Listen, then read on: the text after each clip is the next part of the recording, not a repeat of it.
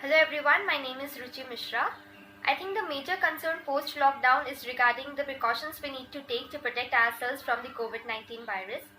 This is a major concern especially for the salon or the beauty industry. Many people do have queries like whether going to the salon at this point of epidemic safe for them, or are the salons taking enough precautions to protect their clients from the COVID-19 virus. So being a medical student, I thought of sharing my views with you all today.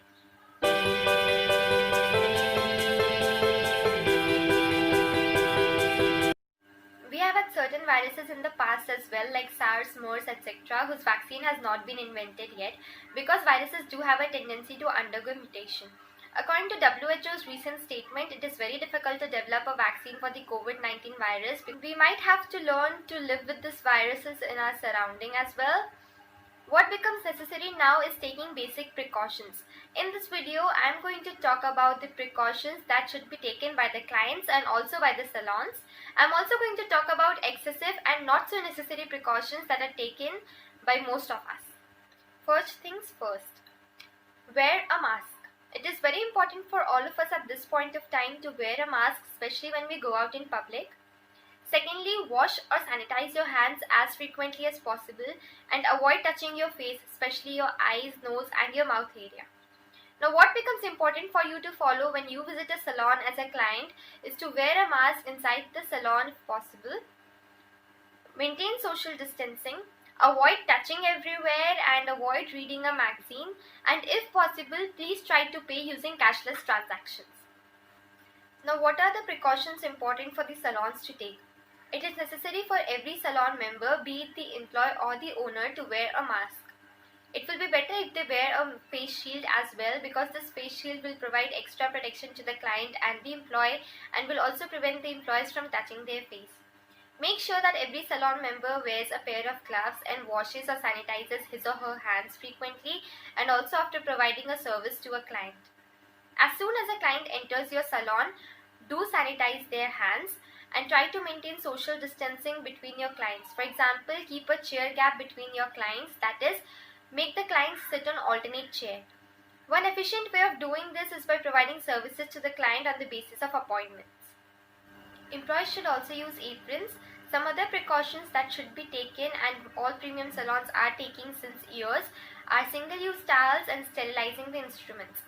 By single-use towels, I mean that a towel should be used on a single client only and then washed properly with detergent.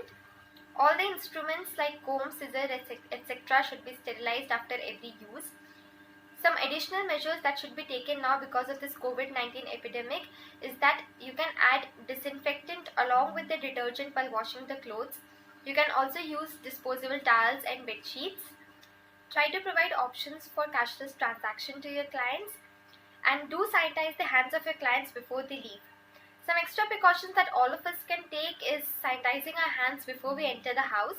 For doing this, we can keep a small sanitizer in our pocket or near the door and can sanitize our hands before we enter the house. Wash your hands. You can also take bath for extra safety, and do change your clothes if you are coming home from a public place. Now I am going to talk about not so necessary precautions, like these precautions need not be taken by the salons or at places where everyday footfall is less. First is sanitizing tunnels. I think these are necessary only at places where the everyday crowd gathering is large, like malls, railway stations and airports. These need not be used at places where the number of crowd or the number of people gathering is less. I also feel that there should be a proper guideline for using sanitizing tunnels because it uses a chemical called sodium hypochlorite, which should be used in a particular concentration. If this concentration is disrupted, it can cause eye irritation, skin allergies, rashes, and can even cause burns. Second is PP kits. I've seen people wearing PP kits and roaming around. So you cannot wear a PP kit throughout your life. I think it is necessary only for the doctors and the medical staffs who are in direct contact with the COVID patients and need not be used by everyone around. Third is thermal screening. I think thermal screening is just an additional safety measure that should be taken at places where everyday footfall is high, like I said, at the railway stations, airports and malls.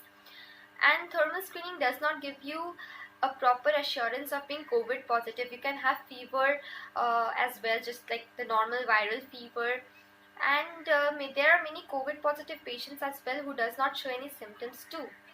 So I think what is necessary is taking basic precautions like using a mask, washing or sanitizing our hands frequently, and maintaining social distancing. So do follow these guidelines and stay safe.